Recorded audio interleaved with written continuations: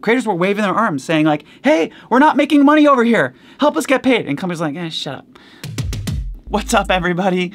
Jack Conte here, CEO of Patreon. I made a video a couple weeks ago called The Second Renaissance is Coming. The internet has set the stage for a second renaissance. The argument in the video was essentially that we're about to see an explosion in the number of creative people, not only making art, but making a living making their art. And that there's gonna be this new financial engine that powers this wave of creativity. I'm not saying it's Patreon. I think Patreon is a part of it, but I think it's much bigger than Patreon. It's a thing that's about to happen with culture in our world. Anyway, for this week's video, I figured what I would do is go through the comments and some of the questions and some of the holes that people said they thought were in my argument and respond to them and let you know what I think. I want this to be a dialogue. I don't want to just make a video and then forget about it. I want to make a video and then talk with you about it when you have questions and comments. It's a little different than other videos where, you know, it's like a story and we put a lot of work into the sound effects and all that kind of stuff. This isn't that, this is just a QA video. So here we go. First question comes from Sam Ford. So why hasn't this already happened? Not enough competition between corporations? And Sam, there's a few reasons that I think the second renaissance hasn't happened yet. The first is that like culture takes a while to change. This is the top earning creator on Patreon every year since the beginning of the company. In 2013, this was the top earning creator. Every year, the top earning creator on Patreon has made more and more money. It's been a different creator almost every single year. And now in 2020, top earning creators on Patreon are literally making millions of dollars a year. Millions of dollars a year. That's not a mainstream story yet. The mainstream story is Taylor Swift is making millions of dollars and everybody else isn't. The narrative around creativity hasn't shifted yet. When data like this starts to get into the mainstream, I think people will start to realize that like, oh, it actually is possible to make a good living as a creator, even if you're not Taylor Swift.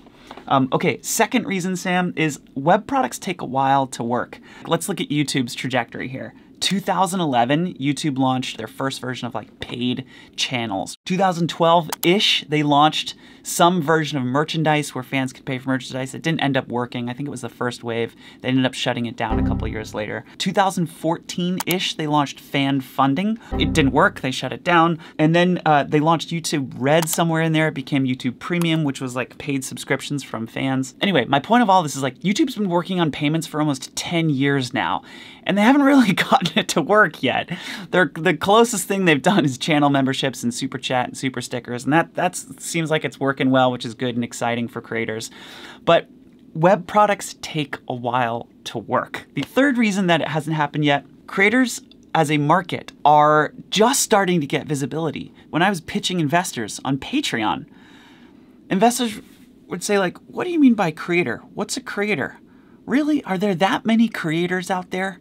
I had to spend the first 30 minutes of my investor pitches just educating investors on how many creators there actually were. So many people don't understand that. That's starting to change. Now there's like hundreds of companies that are spinning up that are servicing creators. Okay, I'm gonna move on to the next question. Next question is from Chep. Chep has 149,000 subscribers. Woohoo, good for you, Chep, that's awesome. Only flaw I see in your logic, as it gets easier to create, more creators will definitely appear, but supply and demand says that's an issue for creators. Since there's more supply, creators, than demand, advertisers, the average reward per creator will go down, not up. I totally appreciate this perspective, and I know what you mean about supply and demand, and like, hey, if there's just infinite supply on the creator side, like, how can you keep up with that?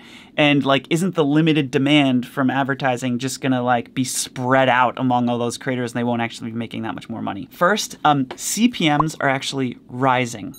This is data from a blog post that Hank Green published a couple years ago, just on like how he's seen CPMs trend over time. And you can see like there's a definite lift in how much a CPM is, which is how much advertisers pay to get in front of eyeballs. YouTube is gonna put a lot of money into figuring out how to get CPMs to rise, because that's directly correlated with their revenue. This is gonna be good for creators. So yes, I know what you mean by supply and demand, but CPMs are rising when you look at the data. Creators are making more per 1,000 views, and this is exciting. And advertisers are paying more per 1,000 views. That's first. Second, if you look at what's happening on Patreon, the average Patreon creator earns more over time. So it's not like as there become more and more creators, each creator like makes less. That's not what's happening. So this is a view of creator cohorts on Patreon. By the way, I'm sharing a lot of data with you guys. I feel a little awkward about this because it's like, well, here's our data. But you know, I also think it's important to be transparent and to share data with people. And so I'm doing that. So look, here's what this chart means. Each one of these lines represents a group of creators that signed up in the origination month. So like, here's the group of creators that signed up in January of 2018. And if you track that group of creators forward 12 months, they're making over double what they were making when they signed up. And if you track them forward another 12 months, they're making even more later. Every group of creators, on average, I'm not talking about the top creators, I'm talking about on average, the average group of creators makes more money over time. It's not just that Patreon creators earn more over time. It's that, in general, creators are earning more over time. This data comes from a study by Recreate Coalition. It's called The Growth of America's New Creative Economy. And you can see creators were making 17% more money in 2017 than they made in 2016. That's awesome. More money flowing through the ecosystem for creators. The fourth point, it's not just ad revenue. You know, you might run into supply and demand issues if it was just one concentrated pool of earnings and then there were more creators coming to that ecosystem and there was nothing else outside of that. But that's not what's happening. There's all these new channels of monetization for creators. And to just give you a sense of what I mean by this, I pulled some data on the New York Times. Look at what happened to the New York Times during the pandemic. Their subscription revenue bumped up almost 5.5% over the course of 3 months to $285 million. Their ad revenue over the same period was $106 million, less than their subscription revenue. So this is a pretty new business for them, and it's already eclipsed their ad revenue business. Holy cow, it's not just about ad revenue anymore. Like literally they're making over 2x what they make from ad revenue from subscriptions. There's new channels of monetization. Subscriptions, super chat, super stickers, cheering, bits. It's not just about ad revenue. Okay, this is from W. Dane. My guess is that companies like YouTube and Facebook will be working on ways for them to make money while giving as little as possible to creators. A platform like YouTube really don't have any competition. Tell me where you'd go if YouTube shut down your channel, because I can't think of any other place to go. And then there was another comment that said, competition to get creators paid? Ha, I love your optimism, but this is the weak link in your theory. It's more like get the most profit for the least cost. Okay. Totally, I hear you. Companies want to make money. That is for sure. Companies want to make revenue. They want to get paid. And they need to beat the other companies at doing it. And companies are taking long-term approaches to beating their competitors, not just like trying to beat their competitors this month. They're looking at emerging markets and they're trying to figure out how can we win that entire market. Here's some examples of what I mean by that. Look at YouTube Gaming. YouTube Gaming is a direct response to Twitch.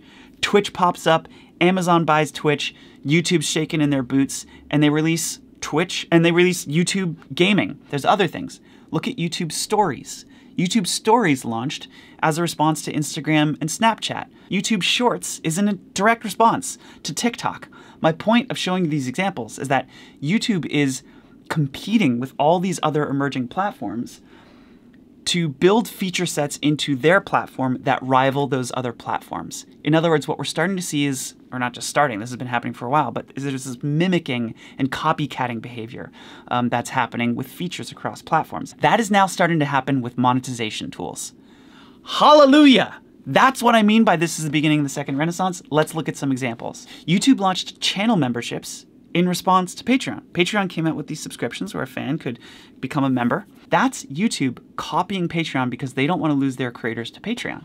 Okay, but let's look at some other examples. Then Facebook copied YouTube and copied Patreon, and Facebook launched fan subscriptions in response to us and in response to YouTube. This is a good step forward. This is good for the creator ecosystem. 10 years ago, no one was thinking about how to get creators paid. Creators were waving their arms saying like, hey, we're not making money over here. Help us get paid. And companies are like, shut up. That's not happening anymore. If YouTube doesn't build monetization tools, their creators are gonna come to Patreon and they're gonna go to Facebook.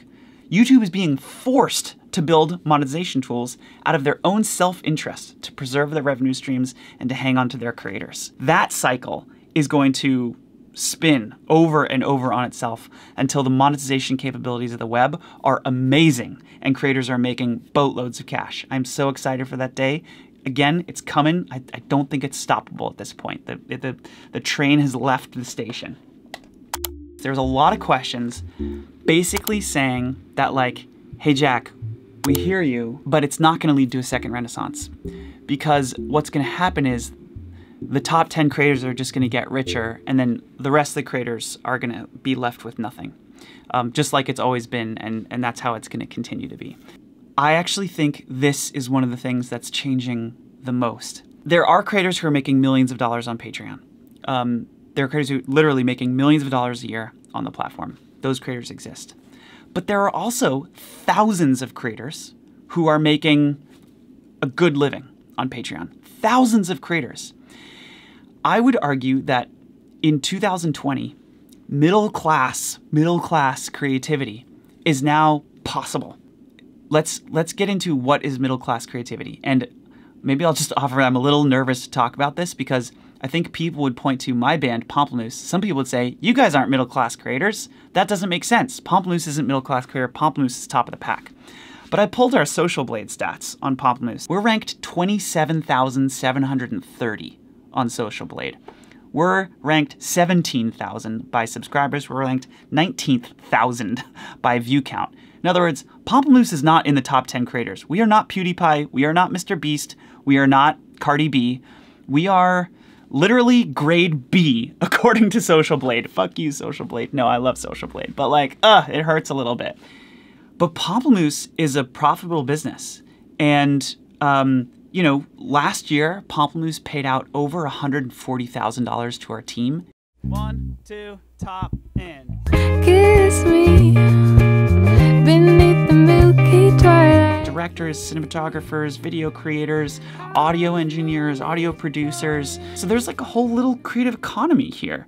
That type of creativity was not possible, again, a decade and a half ago. Almost half of Patreon's payments volume, almost half of our payments volume goes to creators who are making between $1,000 and $10,000 a month. And $10,000 a month is $120,000 a year. Again, a lot of people I know would say like, those creators are rich, and I hear you, I got it. But the point is, that's not Taylor Swift level. We're not talking about the top 10 creators anymore. We're talking about a much longer tail of creators that are able to make a living doing their dreams. It's already happening. Look around you. It's already happening. I hope this is the beginning of like some question and answer and some, you know, some discussion with you all. I'm really enjoying making videos again and talking with you all and hearing your thoughts. I read all the comments, literally, I read all the comments. It's like one of the first things I do in the morning. Thanks for the comments, thanks for the conversation, and I will see you soon in another video. Coming soon. There's some good stuff in the pipe. Oh my gosh, there's some good videos in the pipe. I'm pumped. It's gonna be awesome. Okay, see you later.